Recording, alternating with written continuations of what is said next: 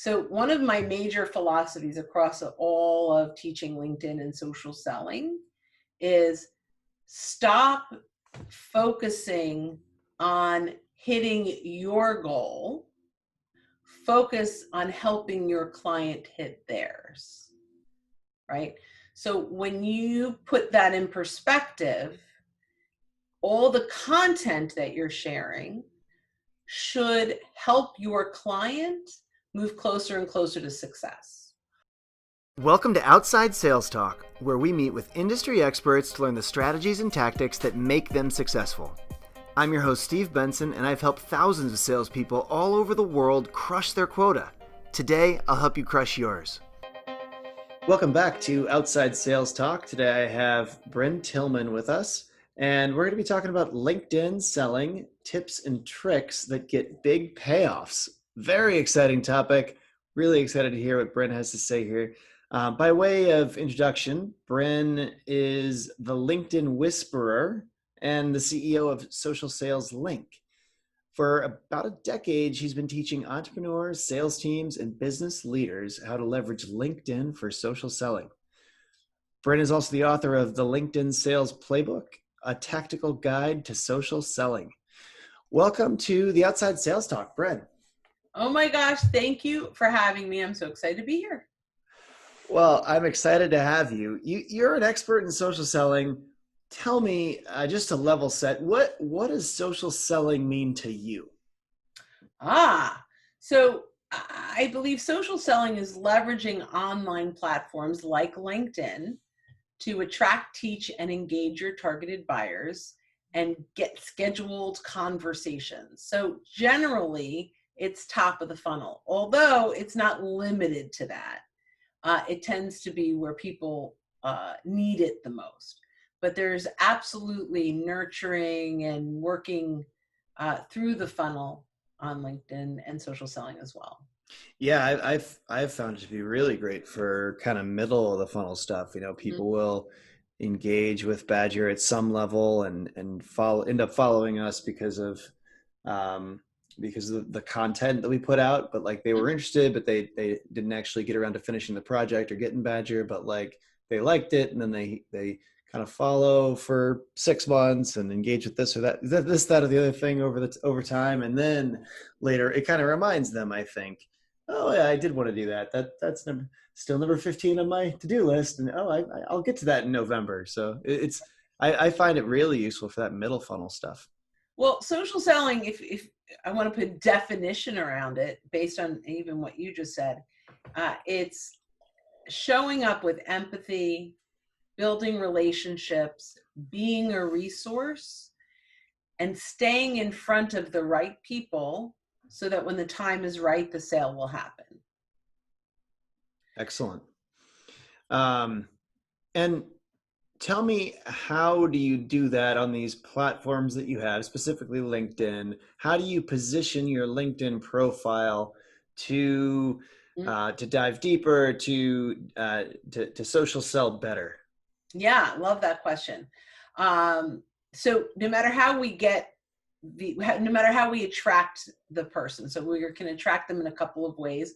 One is through content. One is through getting warm introductions and referrals. Others are, you came up in the search. I mean, there's lots of different ways that they may find you, but no matter what happens, they're visiting your profile. And so that profile has to be positioned right. And one of the biggest mistakes salespeople make is they use it as their brag book or their resume. And the bottom line is we need to leverage the tool in a way that gets hands raised, right? That's our goal. It's to get more conversations with the right people. So everything that we do on social, starting with our profile, needs to work toward that goal. And typically the only way we're going to do that, particularly when people aren't shopping yet, they're not in the market for your product or service, but you've attracted them and you're going to start getting them to think a little differently. And we'll talk about that in a little bit. The job of the profile, well, maybe we'll talk about it now. The job of the profile is to create curiosity, to get them thinking a little bit differently, and get them interested in having a conversation. thought leadership, by our definition, is leading other people to think differently. So we need to do that with our profile. We've got to move it from a resume to a resource.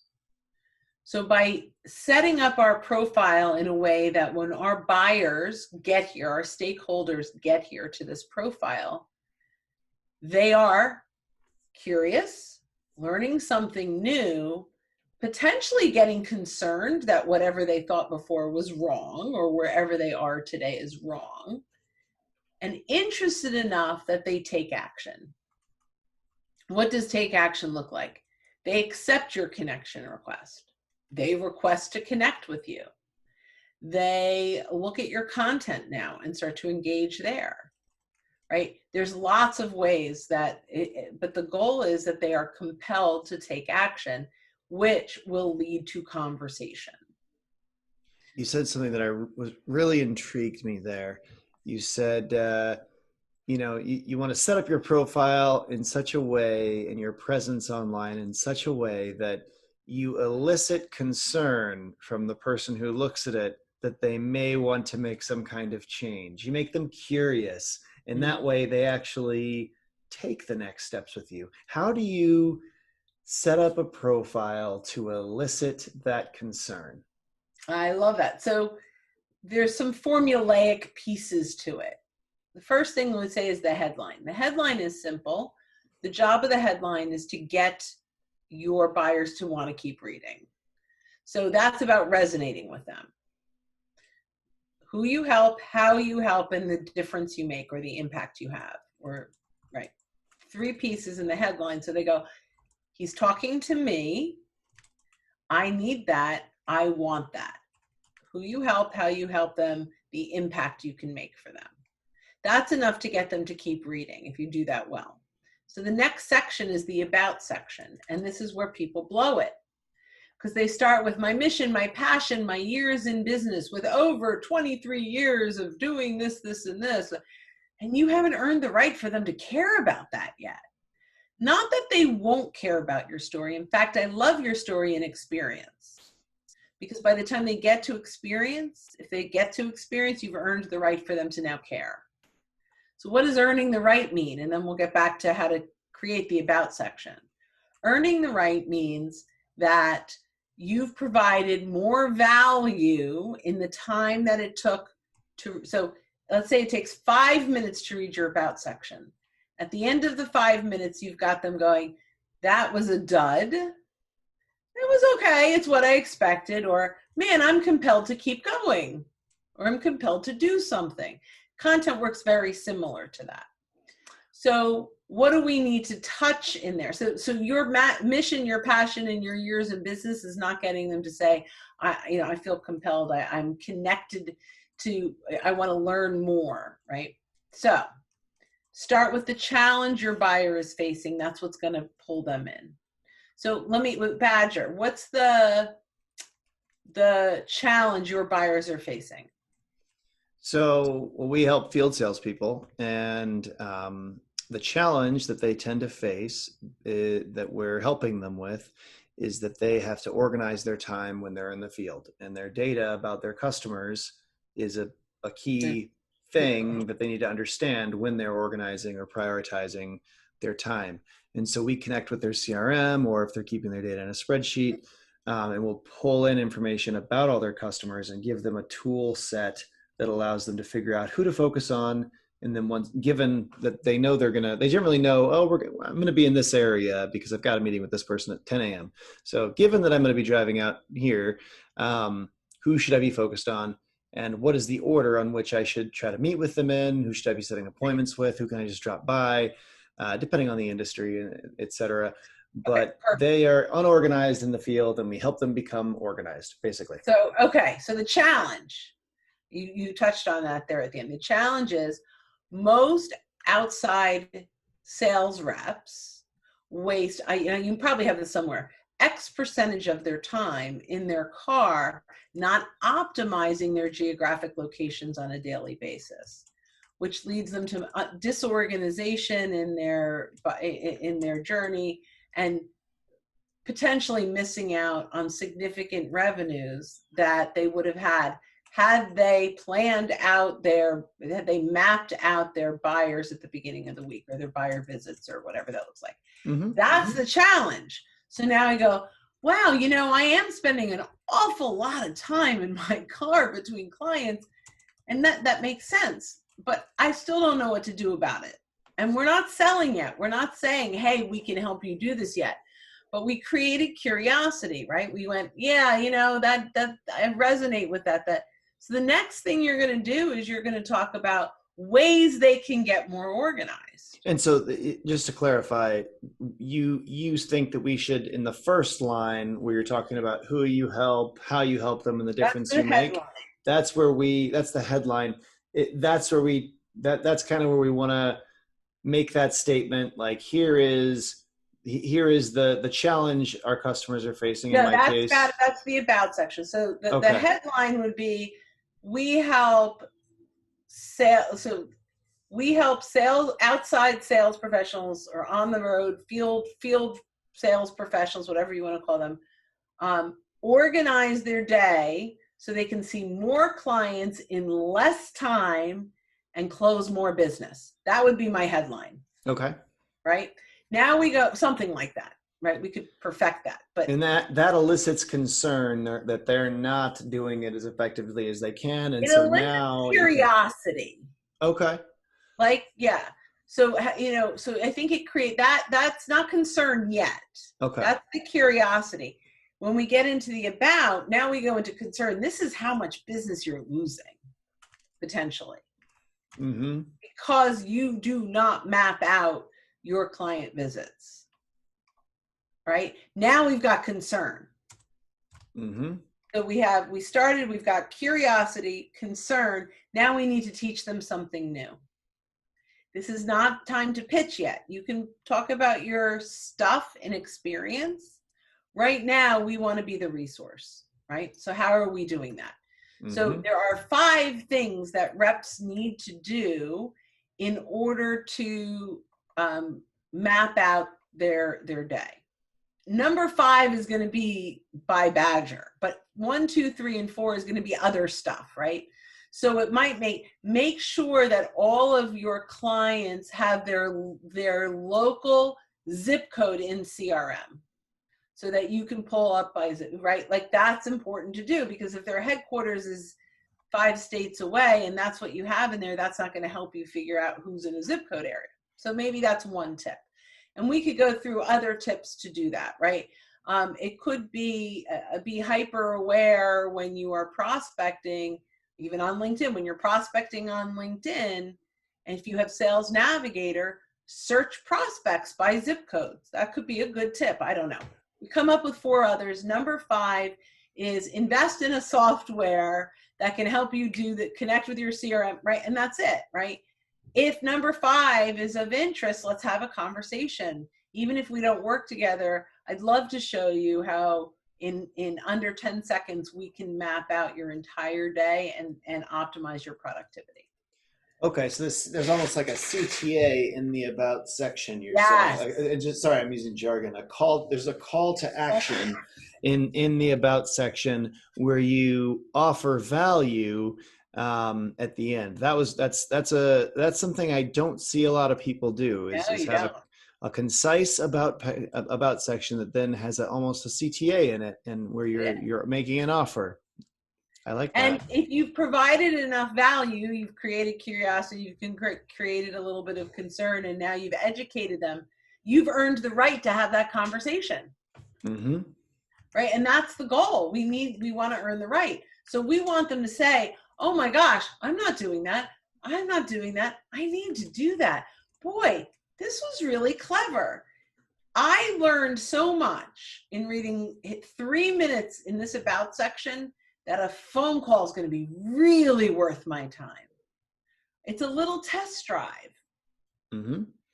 Yeah, I have a theory in life that's played out many times, and that is that you get to keep 10% of the value in the world that you create. So the goal is just to create as much value as you can, and you keep about 10% of it. And this falls in that framework where where, if you've done some real value creation for people, then all of a sudden they're like, oh, I actually do want to talk to this person. That sounds pretty interesting. Yay. Yeah. I mean, there's a couple other things on the profile. We can move beyond profile, but your experience gives you a lot of opportunity for people to connect with you personally. So telling your story, your why is great, but also it gives you the opportunity to highlight your deliverables, because a lot of times people don't know what you sell. And what do you mean by that? Highlight your deliverables. Yeah. So we call it, although I have to be careful in some areas, we call it the LinkedIn hack, because we use this differently than LinkedIn planned it to be, how LinkedIn planned it to be used, but it's awesome. So have you ever noticed if someone has progressed inside of a company, they've been promoted, you can see threaded together are all the positions. Have you ever noticed that on somebody's LinkedIn profile? Yes. Okay. So, they started off, they were a sales rep. Now they're a regional manager, then director of sales, right? You watch it progress. People don't care, especially if you're your field sales, they don't care about your history. That doesn't matter to them, that you've been promoted. So how do we leverage those sections?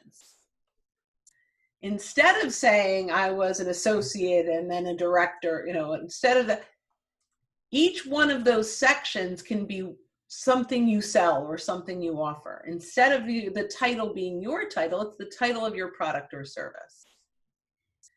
And then you can describe that product or service. So underneath the primary, here's my story, this is how I help, you can actually list out what you sell, what your products or your deliverables are. So when they scan, it pops out and they go, oh, it's software. That's what they sell. I don't know if you do any consulting, or you don't think you do, but I think you have one major product. Yeah. We're very straightforward. Yeah. Like I have 4 or 5, right? So I have public classes, I have classes for teams, I have coaching, I have keynotes, which are kind of on the burner now, right? And so I can lay those all out, profile makeovers, I can lay them out as deliverables in my experience section. So it's almost like you're laying it out so someone could hire your product for a job instead of you for a job. And most people contradictorily will use their profile, their experience section as if they're trying to be hired for a job. They're pitching themselves and their experience and their abilities. But really, are you trying to get a job right now, or are you trying to sell stuff right now? Right. And this will, you taught me something. I got to learn about you and your story, and here's what you can sell me. It qualifies people in, and they go, you know what, we should look at that. And I'm now interested in talking with her or him. So, yeah. Yeah, I forget which sales thought leader talks about this, but they talk about positioning your product so that someone would want to hire it to do a job. So you're like, and this really, what you're saying really fits in nicely with that. Like Oh, I want to know who that is. I want to meet him or her. I think they've been on my podcast. I forget who it is. All right, I'll go back and listen. One of our listeners right now who's just been who's binging straight through. They're like, you idiots! It's like 10 episodes ago. I'll go back and listen. So someone, yeah, but the concept was, it's like you hire whenever someone makes a purchase, it's like they hired a product to do a job. And so you want to describe the job that your product is going to do for someone, the benefits that they're going to receive from having that job done for them. But it was a really cool kind of framework to remind people to communicate in terms of the value that the buyer is going to receive when you're selling. That's totally aligned with what we're talking about. Well, I don't get credit for it. Someone smart thought of this. I'm just repeating as usual. I love it. Yeah. I pride myself on having no unique thoughts. I just repeat other people's great thoughts. I listen to a podcast a day so that I can get inspired. Now, I rarely take exactly what they say, and if I do, I give them credit. But I get inspired by something and go, how can I spin that into LinkedIn? So I love it. Yeah, well, I might bore the listeners here, but I've had a lot of fun with this podcast, like just bringing all these smart people together and getting their takes on the world through the lens of like this is the listeners, outside salespeople, or their managers. It's been a lot of fun. I mean, and kind of getting everyone's perspective through this unique lens has been really cool. That's great.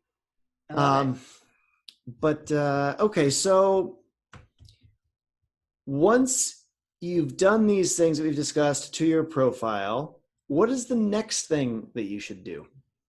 So this is kind of in the air on the order in which we should do this. So I'm just going to talk about, for the sake of kind of aligning the conversation, that we're going to talk about content next. Most salespeople, we end up with content at the end because they don't see the value in that yet, but it totally aligns with the conversation we just had. So we'll talk about content next.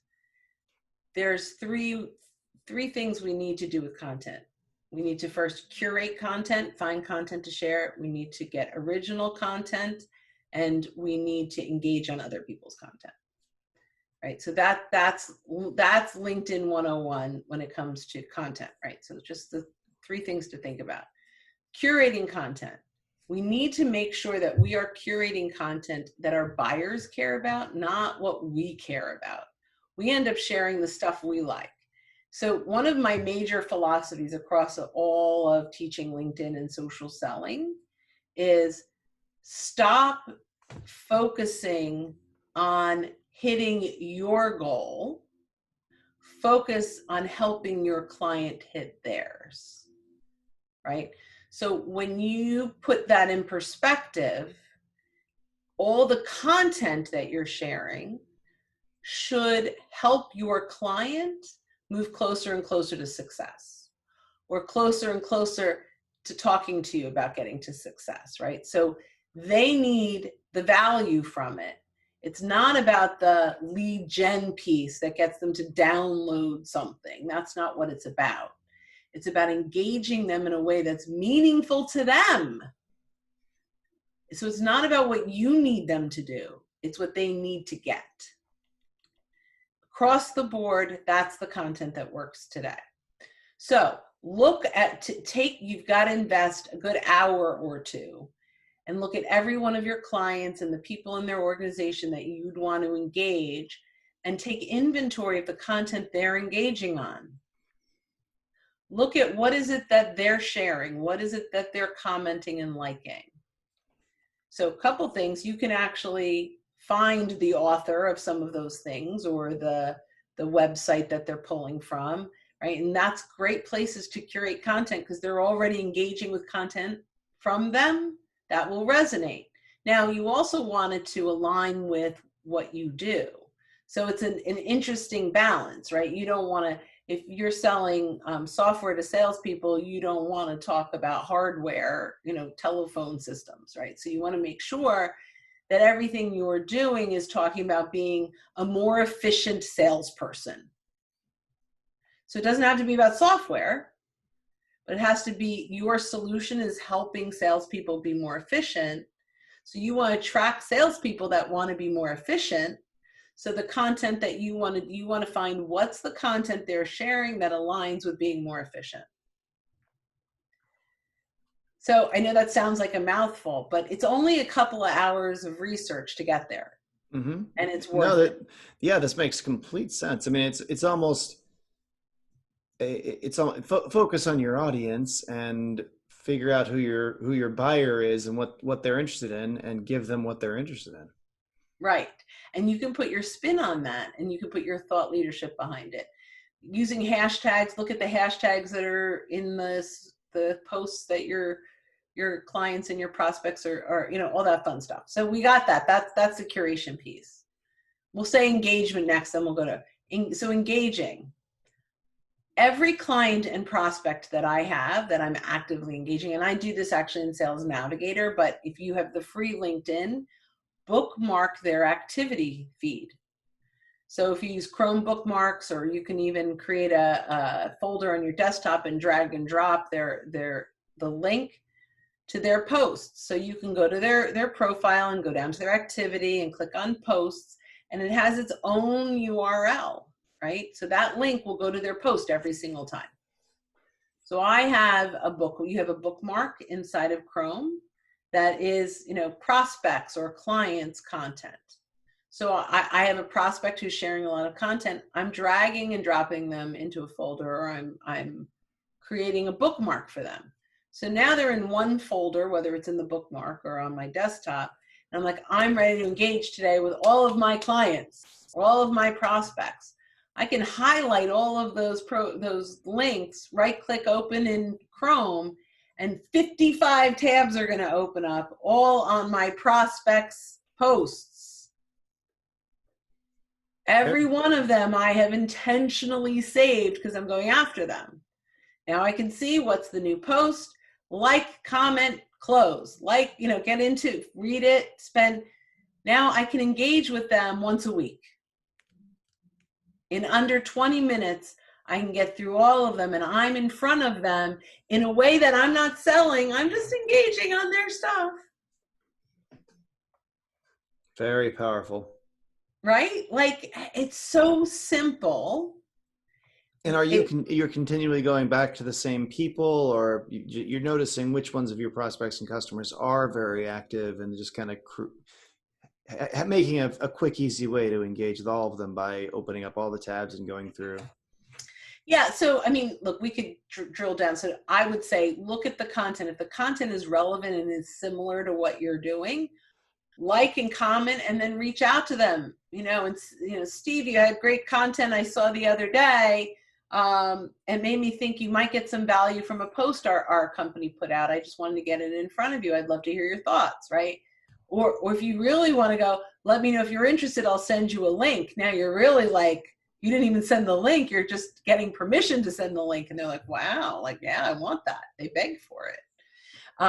And then we start a conversation, right? So I could go deeper and deeper in how to really use those saved URL posts, right? But the concept is you don't have to hunt for those people every single time. And it's really easy to when you're in conversation and, just take them out of the prospect list and put them in the client list, which I engage with differently.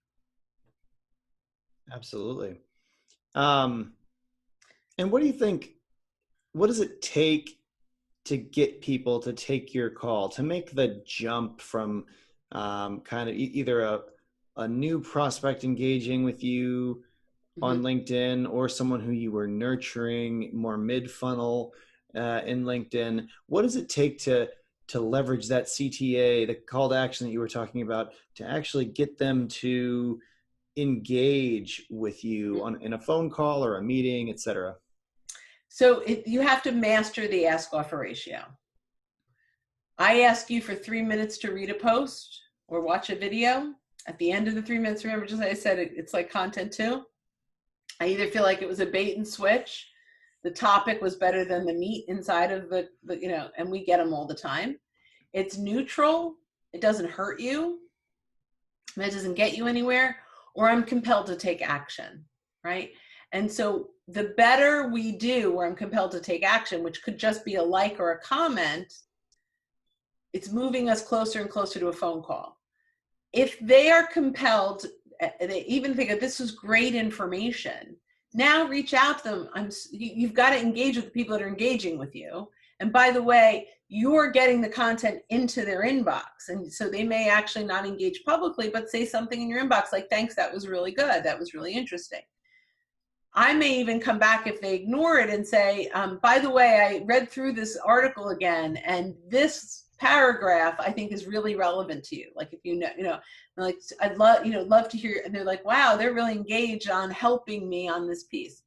But ultimately, the transition, without kind of going through my entire training course, which I'm happy to do, but the transition is, I'm glad you really got some value from this. I have other insights I'd love to share with you.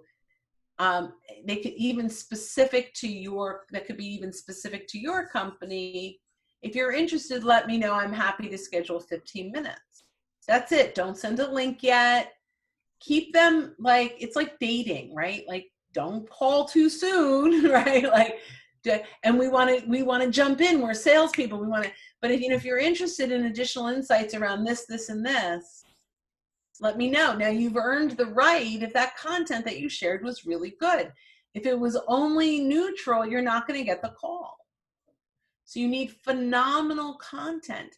Now, original content. Let's talk about that. Original content does not have to be a blog post. We all think content blog, I'm not a writer, I'm in sales. Nope, I'm not a content producer. I'm going to tell you, if you are listening to this podcast right now, and you are a field sales rep, you are on the road, you are someone who is talking to clients day in and day out, you are the most prolific content producer of anyone in your company. You're just not capturing it. You are having the conversations about your products and services to new people every single day, and they're asking questions and you're providing answers, and you're a genius at content. You're just not capturing it. So what we just want you to do is be hyper aware of the real good stuff.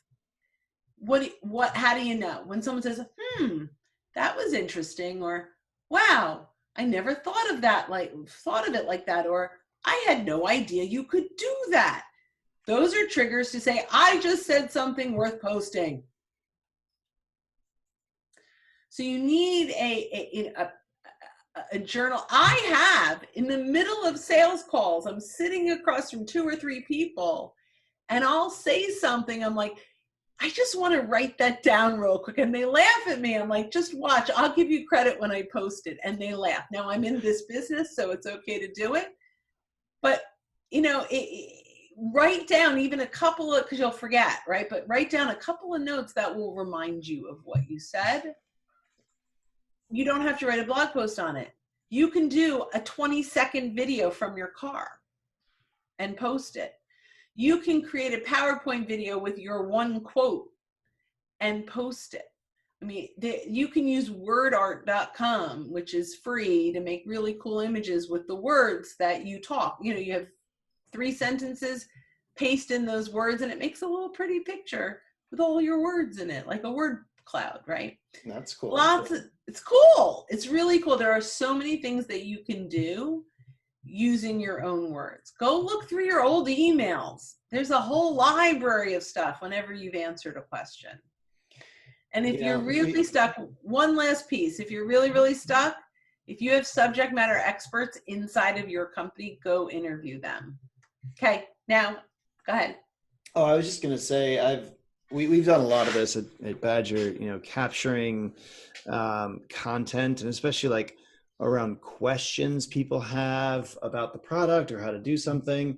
And we've just always made these little minute demo videos of, because people are like, how do I do this in the product? Or can I do this in the product? I'm like, yes, and here's how. We'll make a little demo video. And then we put all that in a knowledge base that's searchable. And it is unbelievable when you look at the usage rates of that.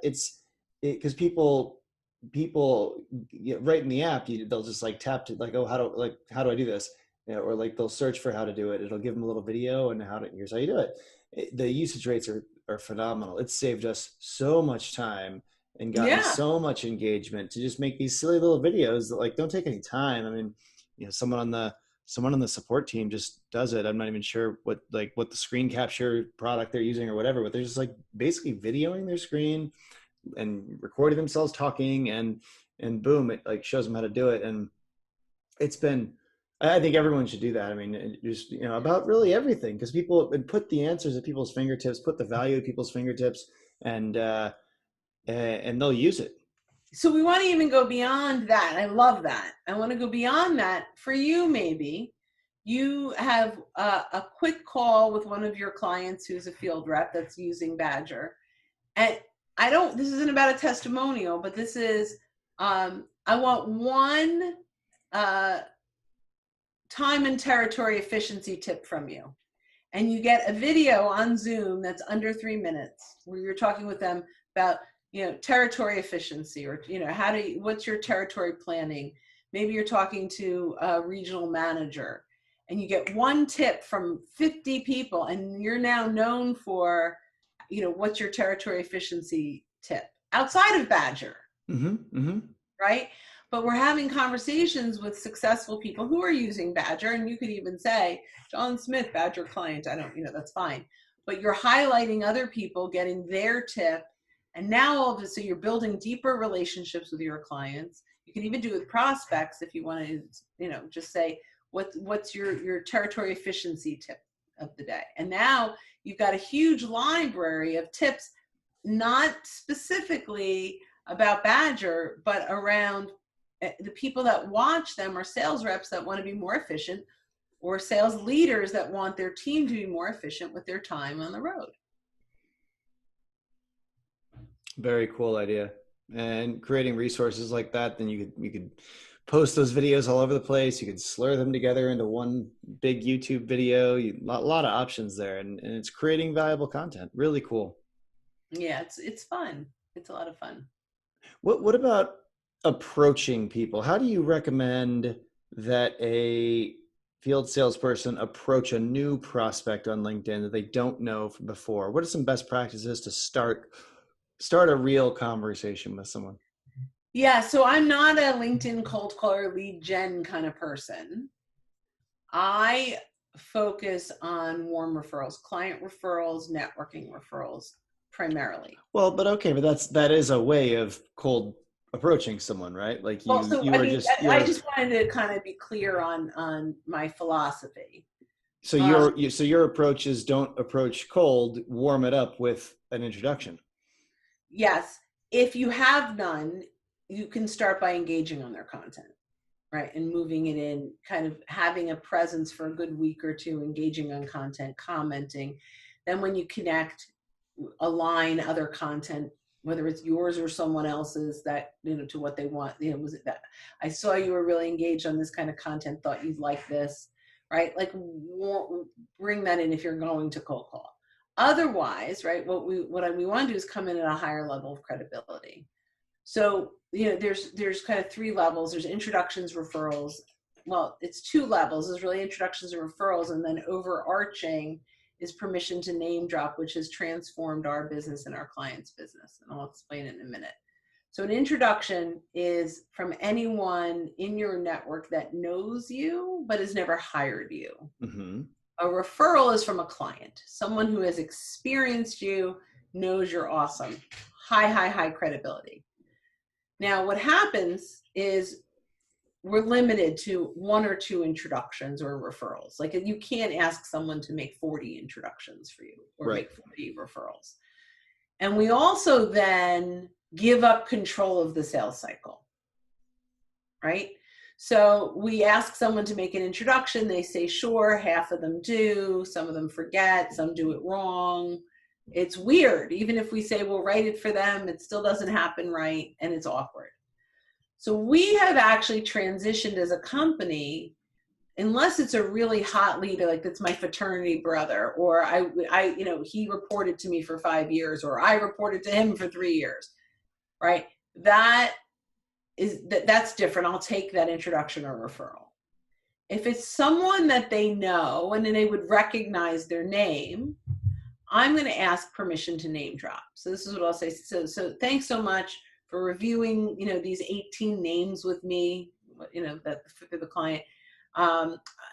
We've identified 8 of them that you think I should reach out to. Would it be okay that I mentioned that you're my client and that you thought it made sense for me to reach out? And you're like, yeah, sure, absolutely. They're actually relieved you didn't ask for the introduction. Mm-hmm. And now I'm going to reach out and I'll say, Fred, Ann and I were chatting the other day. Your name came up in conversation, and she thought I should reach out and introduce myself. I've been working with her for 2 years doing this, this, and this. Let's connect, and I'll loop you in what we talked about. Now we connect, and we set up a call. Half of them, if we do the process right, and we run the names by them, yes, they'll know my name. Half of them will turn to calls. Yeah, I wish that LinkedIn had an automated way to do this because I have like 20,000 followers and people ask me for introductions to people all the time. And I like But that's why the invariably, name drop is so amazing, right? yeah, that's great. I just wish there was a button that LinkedIn I could press in LinkedIn. Someone has asked for this introduction, and I could just click a button and say introduce, introduce, introduce. Like I do 40 of them at They once. used to. They actually used to have yeah, and they took the feature away. Oh, really? Interesting. Yeah. Yeah, that would be super useful because, invariably I don't know one of the people that are trying to be introduced. Like, I mean, I know them, but like I don't remember where from or whatever. Like it's, Yeah, yeah. and then if that's the case, and I'm making an introduction, but that's why I like to go from 18 to the 7 or 8 people that will. And I'll say, if I drop your name, will they know who you are? If the answer Hmm. is, oh yeah, absolutely, I'm doing it. Okay. Okay. That's a great rule of thumb. Mm-hmm. Um, so that's prospects and kind of going after new leads. Who else should salespeople be having conversations with on LinkedIn, and how should they be having them other than prospects? All right, so I'm going to go back to my sales training days for a moment, and then I'll bridge it back to LinkedIn. 5 things we want from every client: more business, internal introductions to other people that could use our products or services, external introductions, other people of other companies that are like them that could buy, case studies, testimonials, all those fun things, and vendor introductions. Those are the referral partners that you share a client with, much stronger than any other referral partner you can build. Why? Couple of reasons. They have now come, well, assuming you do it right, if you say to your client, so for you, who would be a good referral partner from a title perspective or from a company perspective? For us, I mean, the our favorite ones are CRM systems. So CRM systems Right. that don't have our capabilities, which are all of So them. That what CRM system do you so work best? we integrate with a bunch of them so that the data passes back and forth seamlessly. And Okay, any great. of them, my goal with any of them is to get them to let their customers who like go to them and ask their sales reps or customer service reps, hey, I really want mapping and routing. I want that customer service rep or sales rep to be like, oh, we have that with this integration with this company. Let me tell you about them and introduce them. That's Fabulous. like perfect. So you go to every client and say, can I meet your Salesforce rep? Hmm. Right? Every one of your clients, how many clients could you do? Not that you need to share Oh, I that. mean, we probably have 5,000 companies using Badger, so that would take me all week. Okay, no, but this is what you said. What else do I do? Right? Yeah, absolutely. No, So we go I to love them it. and say, you say, Terry, been absolutely love working with you. I know that you really love Salesforce and that this has been working great. I'm wondering, who is your rep? And would it be okay if I reach out to them directly and let them, kind of, and have a conversation? Sure, here's their name. Now you reach out and you're like, hey, Fred, you and I both work with Terry over at ABC Company. I thought it made sense for me to reach out and introduce myself. And, I really want to get to know, I think it's in our client's best interest that we have a quick conversation too. Right. And now most of them will take your call because they don't want you going back to your client saying they blew me off. So if you have 5,000 clients, there are probably 3,500 sales reps, because they'll overlap some, that you have to talk to. And that will take your call because you share a client. So how do we bring that back to LinkedIn? Once you've built rapport, go mine their connections and say, I don't know if these are your clients or not, but these are the people you're connected to that I'd love a conversation with. Can I drop your name? And how do you mine their connections? That's That's probably a so useful skill. easy. That's the easy part. So if you have the free LinkedIn, you visit their profile. There's 2 ways to get there, but you can visit their profile. You click on their 500 connections. Once you do that, you can, well, I'm going to, you could, well, at that point, I'm going to do a different way because this is going to be easier for people to follow without visual. Click on the search bar at the top. Click on the people, which is in the drop down. That's going to take you to the filters.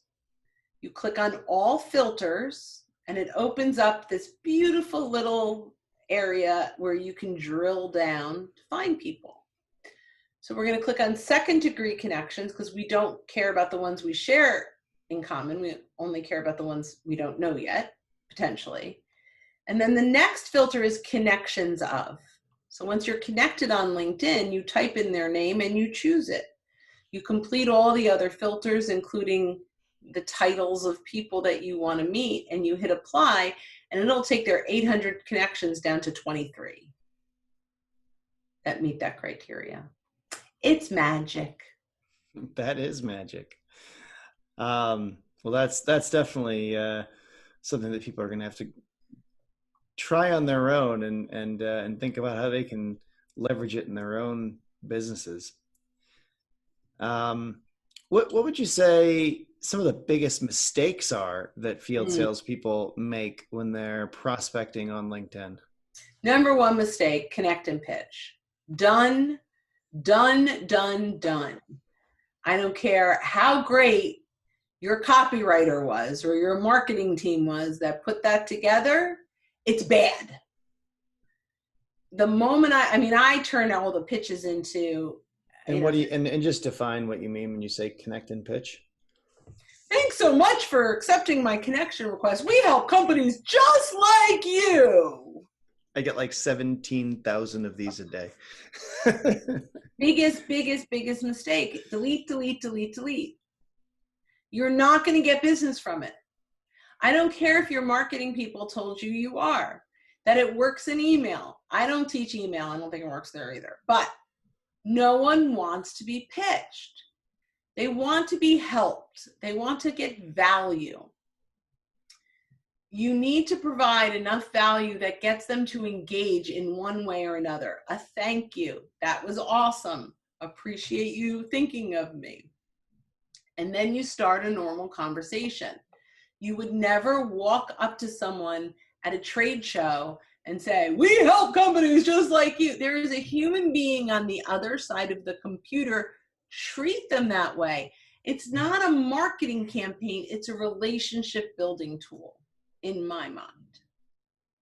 Biggest mistake. Next mistake, connect and forget. I have all these great people in my network and no one knows who I am and I haven't had any conversations and I haven't engaged. You got to fix that. Lots of ways to fix that. My favorite way, export your connections, do a little inventory, highlight the people you want to start a conversation with, and on mobile, send them a little video message that says, we've been connected for some time and we've never really had a chance to get to know one another. And I wanted to reach out and introduce myself. I thought video was a fun way to do that. And as a regional sales leader, I thought you might also get some value from a new post. I'm going to post the link below. Love to hear your thoughts. And now they have a video of you and a link to content, and it's a great way. Or you could even say, on a side note, we just posted some content on X, Y, and Z. If you're interested, let me know. I'll send you the link. Depends on and now they're like, wow, that's crazy. It's a video. No one's doing that. It's on mobile. You go into message, where you would normally send a message and you click on video and turn it to selfie mode and you have yourself a video. It doesn't cost you anything and you get high level of engagement. Yeah. And just to be clear, this is in the LinkedIn app, the messaging part of it. Correct. Yeah. I've heard of this. I've heard of this feature. I've never actually used it though. So easy. People love it. Yeah. Video is so powerful. It is. So how can, other than that, reaching out to their existing customers, how can sales reps leverage LinkedIn to have more conversations with prospects who can become customers? So it's really all about showing up as a resource. And I know I said this a lot, but it's about nurturing, having a plan in place, making sure that you are getting good content, really good, compelling content, that you're mastering the ask offer ratio. And there will, that conversion of I'm having a conversation online, and then you're like, you know what, it seems like this is a topic that's really interesting to you. I've got some insights that I'd love to share, additional insights I'd love to share with you on this topic. If you're open, let me know. I can send you a link and we can set up a time to talk. Maybe 1 out of 10, if you've got a conversation, well, some people will say, you know what, I really appreciate it. I'm not in the market right now, but let's stay in touch. Okay, tickler, right? And then I'll engage on their content for a few months. And some people will say, yeah, absolutely, let's schedule. And they have a problem, something that you've identified. And because you've mastered the ask offer ratio, because what you've given them was so worth their invested time, they know a 15-minute call with you will be valuable. You know, something that keeps coming up that I realize could use some more insight from you. When you say engage on their content, you don't just mean like the content or say great content. What do you mean by that? To open up their post, read it, and pull something from it that resonates with you. I don't always read the whole thing. Sometimes I scan it. Sometimes I see a percentage that pops out and I'm like, oh, that's a really cool percentage. And then I'll put a little spin around what I think, or I'll say, I really appreciate you sharing this. Loved this, right? And then I've copied and pasted it right from, but at least they're like, oh, she read it. She looked at it. Sometimes I'll mention one of my teammates. I'll say, at Bill McCormick, check this out. You're going to love it. Sometimes that's all I do. Right? For me, when someone mentions someone on my post, that's the biggest compliment you could give me, because you want someone else to read it. So sometimes I will consciously mention a teammate and they know I'm doing it. Maybe it is good. Maybe they should read it. But immediately that stands out to them. So there's a lot of different ways that you can engage that makes you different than just and like it too. Lots of ways to engage, or you can share it on your news feed with your ideas and your thoughts around it. They love that too. And then it's reaching out to them in the appropriate amount of time, saying, I loved the post, they know you did, that you put out on this. I'd love to share insights, or I'd love to we have a post very similar to this, or on the same. Typically people that are talking about this are interested in this. Is this something you'd be interested in? I'd love to send you a link to it. Don't send it until they say yes. Oh, that's an interesting strategy. And let's dig into that. Why do you do it that way? Because they're not asking for it, right? It feels spammy. Now, if someone connects with you and asks a question, sure, you're in it, you're engaged. But if you want to start a conversation with, you want it to be permission-based. So, so thank you so much for sharing that content. I really loved it. It reminded me of a piece that our company put out a couple months ago on X, Y, and Z. If you're interested, let me know. I'm happy to send it to you. Now we have a conversation going. They don't feel like I tried to spam them. They're like very permission-based. No one is ever offended by that because they can say no, thank you. Or no one is like, oh, she's pushing her stuff on me. She's trying to sell me. It's like dating, right? It's a little hold back a little bit. Mm-hmm, mm-hmm. Let them lean in. You talked about referral partners before. How do you leverage referral partners on LinkedIn to get more engagement, get more business? Similar to the client, we search and filter their connections, find out who else they know that we want to meet and have a conversation. And if they are a vendor of one of our shared clients and our client loves us and our client loves them, they're going to be much more comfortable making introductions or allowing us to name drop because they know that we're doing a good job for a shared client. Next section of the outside sales talk today is called Sales in 60 Seconds. So quick questions, quick answers. Are you ready? I'm ready. All right. What is the one thing that a lot of salespeople don't do enough of on LinkedIn, but should focus more on to become more successful? They should focus on mining their clients' connections and running the names by them. How many hours per week should salespeople spend on social media? I hate to say that it depends, but it does. So it really depends. If they're ABM, they've got a certain amount of counts, it might be a lot less. But I would say on average, a really good salesperson is on between 15 minutes and 30 minutes a day. What's the biggest measurable success you've seen from someone implementing social selling in their sales practice? I had one client during quarantine when all business was down that used took my course and used the technique to get a warm introduction into an opportunity and closed $1.5 million because she knew someone that knew a decision maker, and she was able to close a big staffing deal. Fantastic. Mm-hmm. And I had the recommendation on my profile. By the way, It's in writing. You can go check. Real humans getting value. I love it. What's your best piece of advice on joining and engaging in relevant LinkedIn groups? 5 years ago, I would have had a different answer. My answer now is it's a waste of time. They're poorly run. You're not updated. You don't. Yeah, it's not great. And I hope it will be again, but currently it's not. Very interesting. What's the best networking advice you've ever received?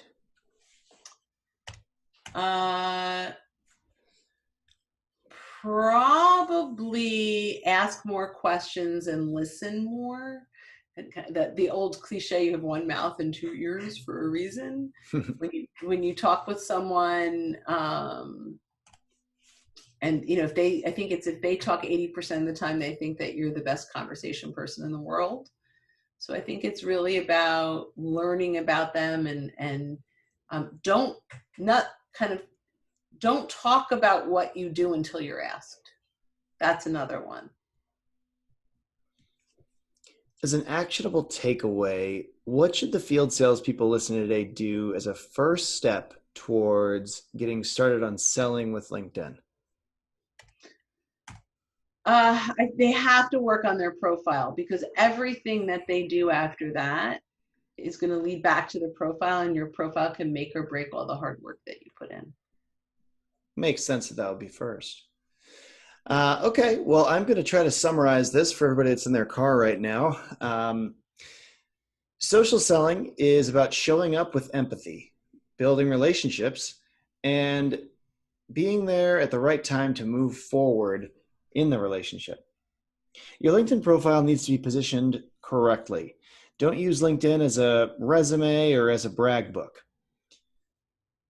Move your LinkedIn from being a resume to being a real resource for your prospects and customers. Use your LinkedIn profile to create curiosity, to get your prospects and customers to think a little differently, and to create a conversation. Your headline should get your buyer to keep reading. This is how you really resonate with them and connect with them right off the bat. So the headline in your profile needs to talk about who you help, how you help them, and the difference you make. So she gave an example for me. Mine should be something like, we help outside sales professionals organize their day so that they can be more efficient in the field. You want this to elicit curiosity. The next section is your about section, and here you want to provide value. So address the challenge that your customers are facing, express how much business they're losing due to their inefficiency in the field. If you're me, that's my example, like how you are, you could have seen more customers if you had been, you're not able to do as much today because of, so show them what they're losing. And this should kind of elicit concern. So at first it was curiosity. Here's how I help. Here's the difference I can make. Now this about section, they should they should come to the end of into this section feeling they've gotten value. You wanted to provide them with value, and they should have some concern that they need this value. And that the combination of those two things, you've earned the right to make them an offer. And this is why you add a call to action or a CTA at the end of your about section, and kind of help them walk down the path of the next steps. You want to make them an offer on what the next steps with you could be, because you've earned it. You've provided value. You've gotten them concerned, and now they're listening. They're ready to listen to your offer. You want to also, your next section is your experience section, and you want to use your experience section to highlight your deliverables. And almost everyone gets this wrong. Everyone uses this section as their experience and their resume, right? That's the way LinkedIn was designed as a headhunter tool, and so they built it this way. But now you're using it as a sales tool. So use your experience section to highlight your deliverables. Each section of your experience, it's kind of like pitching the product and what that you sell, and what services that you offer with that product, and what the value and benefit is that the customer gets from that product or service. So it's almost like it's a resume about your product. It's not a resume about you. You're not trying to get a job right now, or, well, obviously this all changes if you are trying to get a job. You would switch it to being about you. But then once you've got that next sales job, then you'd switch it back to being a pitch about your product. Curate content, get original content, and engage with other people's content when you're posting. And so this is the next important area. So you've got your headline, you've got your about section, you got your experience section, and that's kind of setting up your profile. Now we're talking about what to do next on LinkedIn, and that's how you interact with people. So you curate content, you make or get from your company original content, and then you engage with other people's content. Curate content that your buyers really care about. Focus on their goals that they're trying to accomplish. Engage with prospects and customers in a way that's really meaningful for them. Look at the content your prospects are engaging on, and you can kind of get a good idea. It's almost like a little survey of what they want to see. And you're often, if you sell to dentists, for example, you are an expert in dental practices to some degree. You want to be able to have meaningful conversations and be the eyes and ears in the world for other dentists. Like, for a dentist, you want to look at all these other practices. How are they dealing with parking? How are they dealing with, the waiting room right now? How are they dealing with, you want to be an expert and be able to engage with them and give them great content that's valuable to them. And make sure that the content that you're sharing aligns well with what you do. You can bookmark your prospect's activity feed so that you can engage with them really easily later with just, a few clicks of a button. And you want to master the ask to offer ratio. So give your prospects and customers something so that it's worth their time and it's compelling for them to get on a call with you and take the next step toward doing business with you. You want the content to be truly valuable, or you can't do that. So that's kind of the key piece there. You've got to have truly useful content for them, not useful content for you. This isn't what you're interested in. This is what they're interested in. You want to get introductions or referrals on LinkedIn to shorten sales cycles. It's a great way to get in front of people. You can use the strategy that Brynne laid out about asking your connections if you can name drop, and that'll gain you credibility. You want to mine your connections. That's hard to say. So your connections, the people that you know that are the people that are connected to the people that you know, so that you can find the best people to get introductions and referrals for. Remember, no one wants to be pitched. They want to get helped. They want to receive value. And so when you approach your LinkedIn communications and strategies, approach it from that perspective. Brynne, this has been so fantastic. Where can our listeners read more about your work and where can they reach out to you? Well, wait, first, how the heck did you do that? I could not have recapped that. Well, That was crazy. you're talking, I'm writing. That was amazing. Okay, so but writing, I don't know how you captured all of that. Okay, so I'm still the only Brynne Tillman on LinkedIn. If you're looking for more content like this, we almost always have a free webinar going on at linkedinwebinar.com. You can visit socialsaleslink.com to learn a little bit more. And our content on LinkedIn, if you follow hashtag SSL for Social Sales Link, SSL Insights, you'll get a ton of content that really can help you grow your business. Outstanding. We'll put all that in the show notes so people can find it easily here. Brynne, this has been a great episode of the Outside Sales Talk. And if any of our listeners can think of other sales reps that would benefit from the stuff that Brynne talked about today, and I would say that's everyone. I've got some action items after this little conversation, Brynne, but forward this on to them if you can think of anyone like that. Definitely, there's something we could all learn from this one, I think. Take care until next time, everybody. Brynne, thanks so much for being on the show. Thank you.